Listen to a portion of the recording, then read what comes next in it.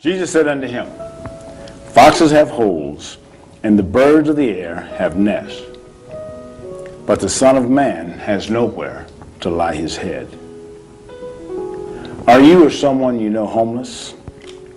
Even better yet, do you understand the definition of homeless?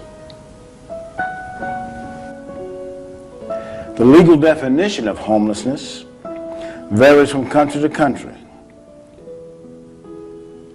Among the definitions or the different entities of homelessness in this country or region, the term homelessness may also include people whose primary nighttime residence is in a homeless shelter, domestic violence shelter, cardboard boxes, or other housing situations.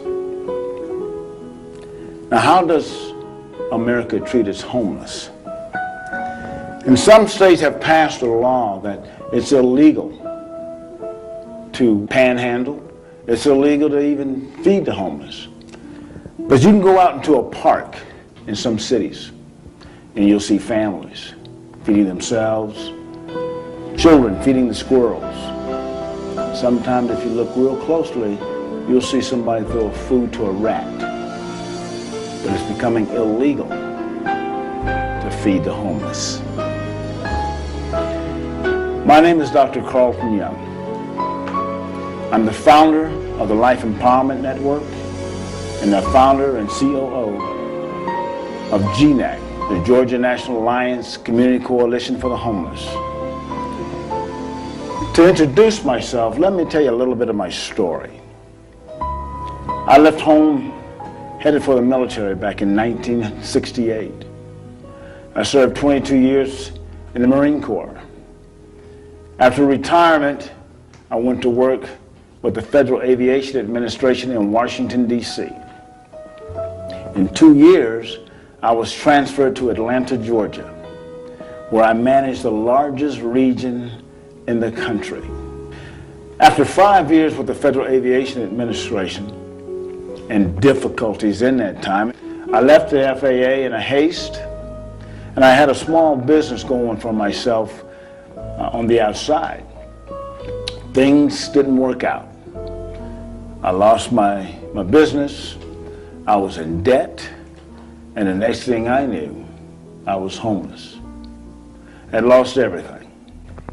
There are on any given night in America, 643,000 people living on the streets. 643,000 people living on the streets, experiencing homelessness. Of this number, 238,000 are families. 404,975 are individuals. And 12% of the homeless population, that's 67,000, are the men and women who serve this country, put their lives on the line 24 hours a day to die in combat for the freedom of this country. And those who didn't die in combat have returned to this country to die on a park bench in shame. Right now, as I speak, there's someone leaving their job. Everybody's leaving, they get their shirt and ties on, they get in their cars and they go, but somebody drives behind a gas station and parks that car. I know.